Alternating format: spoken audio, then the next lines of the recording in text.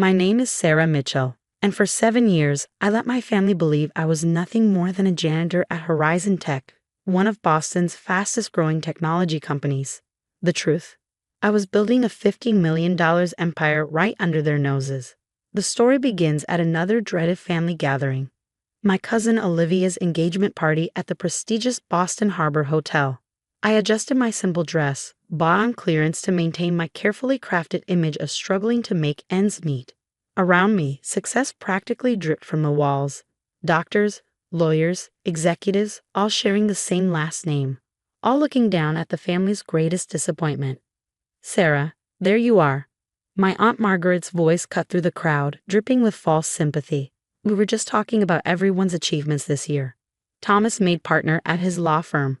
Olivia's running the marketing department at Goldman Sachs. And Catherine just bought her second vacation home in the Hamptons. She paused, her eyes scanning my clearance rack dress and scuffed shoes.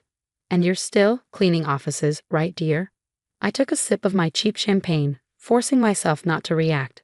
If only she knew that the office I cleaned was my own $2 million penthouse office suite, where I ran Vision Tech Solutions, one of the most innovative software companies in the country.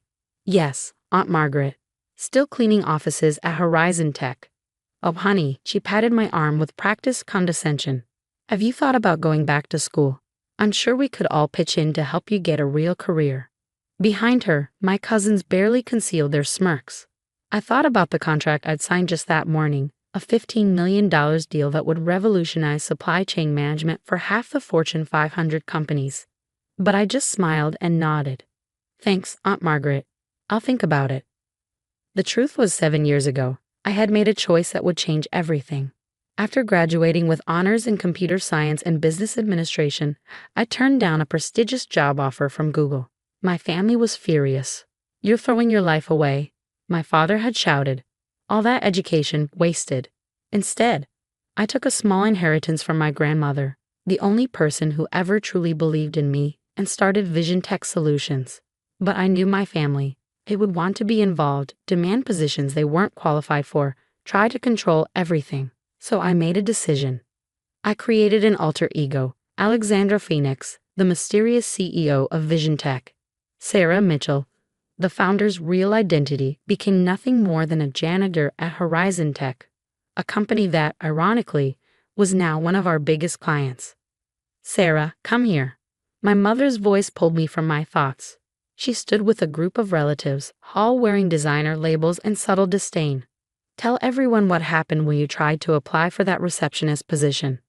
I remembered the interview she was talking about. I had actually been meeting with Horizon Tech's CEO about acquiring their AI division, but I let them believe I had embarrassed myself trying to move up from janitorial work. It didn't work out, I said simply. Of course it didn't, my cousin Catherine sneered. You need actual skills for that kind of position. I excused myself to the bathroom, needing a moment alone. In my purse, my phone buzzed with urgent messages about tomorrow's board meeting. We were about to announce our biggest acquisition yet, a $30 million deal that would double our company's value overnight. Looking in the mirror, I adjusted my deliberately cheap jewelry. The deception had started as a necessity, but now it had become almost like a social experiment. How long could I maintain this double life? How long before someone discovered that the mysterious Alexandra Phoenix, the woman revolutionizing the tech industry, was actually their poor cousin Sarah? My phone buzzed again. This time it was Marcus, my VP of operations. Sarah, we need your sign-off on the final acquisition papers. The press release is ready for tomorrow. I texted back quickly. I'll review everything tonight. Make sure the Forbes photographer is confirmed for the cover shoot. Yes, tomorrow Forbes magazine would announce Vision Tech's latest acquisition, complete with my first ever public photo as CEO. My family's carefully maintained illusions about me were about to shatter spectacularly. Returning to the party, I found my father in deep conversation with Uncle Robert about investments. The tech sector is booming, Uncle Robert boasted. My portfolio manager says this company Vision Tech is the one to watch. Their CEO, Alexandra Phoenix, is apparently a genius. Complete recluse though, nobody knows much about her. I hid in a smile behind my champagne glass. If only they knew that the mysterious Alexandra Phoenix was standing right here, in her $50 clearance dress, being pitied by the entire family. Speaking of work, my mother cut in, "Sarah, honey, isn't it time you started looking for something more ambitious? I heard Walmart is hiring store managers." The room erupted in poorly concealed laughter. I thought about the 300 employees who worked for me, the revolutionary software we were developing, the millions in revenue we generated monthly. "I like my job, Mom," I said quietly. "It pays the bills." "Barely," my sister Jane coughed. "Look at your clothes, your car. Don't you want more from life?" More? I thought about my penthouse apartment, my vacation home in the Maldives, the private jet I used for business trips. But out loud, I just shrugged. "Some people are meant for success," Aunt Margaret said, patting my hand again. "Others, well, we can't all be achievers, can we?" I checked my watch, knowing I had to leave early. Tomorrow's announcement would change everything, and I needed to review the final documents. "Leaving already?" Catherine called out as I headed for the door. "Hot date with a mop and bucket." I turned back one last time, taking in their smug faces, their certainty of their own superiority. Tomorrow, they would all learn the truth. Tomorrow, they would discover that the cousin they'd mocked for 7 years was actually one of the most successful CEOs in Boston. But tonight, I just smiled and said, "Something like that." As I drove home in my deliberately modest car, my Ferrari was safely parked in my private garage. I thought about how everything would change after tomorrow's Forbes announcement. The carefully constructed facade I'd maintained for 7 years was about to crumble. Part of me would miss the simplicity of being just Sarah, the janitor. But a bigger part of me couldn't wait to see their faces when they realized just how wrong they'd been about me all these years. Tomorrow couldn't come soon enough. The morning of the Forbes announcement, I arrived at Vision Tech's headquarters early. My real office, not the janitorial closet my family thought I worked from, occupied the entire top floor of a gleaming skyscraper in downtown Boston. Floor-to-ceiling windows offered a panoramic view of the city I'd conquered in secret. "The photographer will be here in an hour," Marcus said, walking in with a stack of papers. "Are you ready for this? 7 years of anonymity ends today." I smoothed down my Tom Ford suit, no more clearance rack clothes, and nodded. "It's time. Is everything else prepared?" "Press release is scheduled for 9 a.m. Forbes will go live with the article at the same time. The acquisition paperwork is signed and filed." And he grinned. "Your family's company-wide email addresses are all on the distribution list." I had specifically waited for this day to reveal myself. Not just because of the Forbes cover, but because today Vision Tech would announce its acquisition of Horizon Tech, the very company my family thought I cleaned floors for. The irony was almost poetic. The Forbes photo shoot went smoothly. I chose to be photographed at my desk, the Boston skyline behind me, looking every inch the successful CEO I truly was. No more hiding, no more pretending. At exactly 9 a.m., the news broke. Tech's mysterious bio in Meet Alexandra Phoenix, the real Sarah Mitchell. My phone immediately exploded with notifications. First came the industry reactions, other CEOs, investors, and business journalists all expressing shock that the reclusive Alexandra Phoenix was actually a 32-year-old woman who built her empire in complete secrecy. Then came the family messages. Aunt Margaret, "Sarah, please tell me this is some kind of joke." Catherine, "This can't be real. You are Alexandra Phoenix?" Mom, "Call me immediately." Dad, "Why didn't you tell us?" I ignored them all.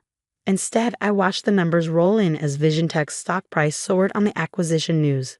By 10 a.m., my net worth had increased by another $20 million.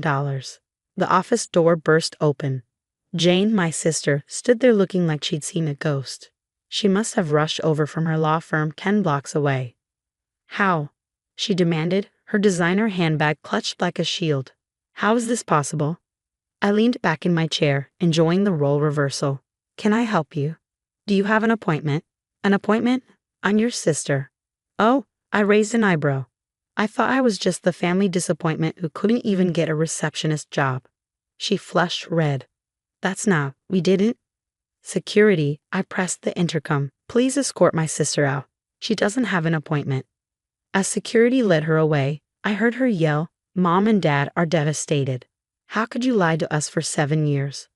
The day continued in a blur of press interviews, congratulatory calls, and more angry messages from family members. By afternoon, my parents had shown up at the lobby, demanding to see me. I had security bring them up. They entered my office looking shell-shocked, their eyes darting around the luxurious space that shattered their perception of their failed daughter. 7 years, my father said quietly. You let us believe you were struggling, that you were. A disappointment, I finished for him. Yes, I did. And you all believed it so easily, didn't you? My mother sank into one of the visitor chairs. But why? Why didn't you tell us? We're family. I stood up, walking to the window. Do you remember what happened when I turned down the Google job? You told everyone I was throwing my life away. You ridiculed my decision to start my own company. We were worried about you, my father protested. No, I turned to face them. You were worried about appearances, about what the family would think, so I decided to show you exactly what appearances are worth.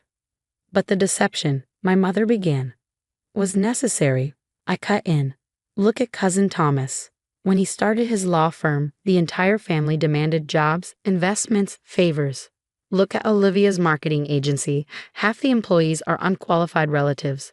I built this company on merit, not blood ties. My father's face hardened. So what now? You've had your revenge, humiliated the entire family. Revenge? I laughed. This was never about revenge. This was about building something extraordinary without interference. And I succeeded. Just then, my phone buzzed. The stock had risen another 15%. Now, I said, sitting back down, I have a board meeting to prepare for. Unless you'd like to schedule an actual appointment, I'll have security show you out. They left in silence, but I knew this wasn't over. The family messages continued pouring in, shifting from anger to attempts at reconciliation, all transparently motivated by my newly public success. Aunt Margaret, darling, I always knew you were special. Remember how I offered to help with school? Catherine, cuz, let's do lunch. I have some amazing investment opportunities to discuss. Uncle Robert, your old uncle could use some help with his portfolio. I archived them all without responding. 7 years of condescension couldn't be erased by a single day of revelations. A week later, I received an invitation to a family dinner to celebrate Sarah's success. The card read. I thought about declining, but curiosity won out. I arrived in my Ferrari wearing clothes that cost more than their monthly mortgages. The contrast from the last family gathering couldn't have been more stark. Instead of pitying looks and condescension, I was greeted with fawning attention and desperate attempts to discuss business opportunities. Sarah, Aunt Margaret rushed forward, arms open. You look wonderful. I was just telling everyone how I always believed in you. Really? I smiled coldly. Is that why you told the entire country club I was an embarrassment to the family name? She faltered. I never. 3 months ago. I continued. You suggested I apply for a janitorial position at your country club because, and I quote, at least it's honest work. The room grew uncomfortably quiet. Catherine approached next, all previous smugness replaced with artificial warmth. Sarah, I've been thinking about your incredible journey. Have you considered investing in my new startup? Actually, I replied, I have considered it. Just like I've considered every mocking comment, every dismissive gesture, and every time you made me feel small. The answer is no. My mother tried to salvage the situation. Sarah, honey, we're all so proud of you now. Now, I raised an eyebrow. That's the problem, isn't it? You're proud now that I'm successful, now that I'm in Forbes, now that I'm worth millions. But where was that pride when you thought I was struggling? I looked around the room at their faces, some ashamed, others calculating, all realizing too late what they'd lost through years of judgment and condescension. I built my company on principles of merit, innovation, and genuine value, I announced to the room. Not on family obligations or misplaced loyalty. So no, I won't be investing in anyone's startups. I won't be handing out jobs or favors. The time to support me was 7 years ago, when you thought I had nothing to offer except a mop and bucket. I turned to leave, then paused. Oh, and Catherine, the next time you want to mock someone's job, remember this. That janitor you laughed at now owns the building where you work. I'm doubling everyone's rent next month. The aftermath of my revelation reshaped our family dynamics forever. Some relatives tried desperately to maintain connections, hoping to benefit from my success. Others retreated in wounded pride, spreading rumors about how I'd changed, but I hadn't changed at all. I was the same person I'd always been, determined, capable, and worthy of respect. The only difference was that now they could no longer pretend otherwise. Vision Tech continued to grow. Within a year of the Forbes reveal, we'd expanded internationally, and our valuation had reached $500 million. I remained CEO, running the company with the same principles that had guided me from the start. Every now and then, I drive past my family members in my Ferrari, watching them recognize too late that success isn't about appearances or family names. It's about vision, determination, and the courage to build something extraordinary, even if you have to do it in secret.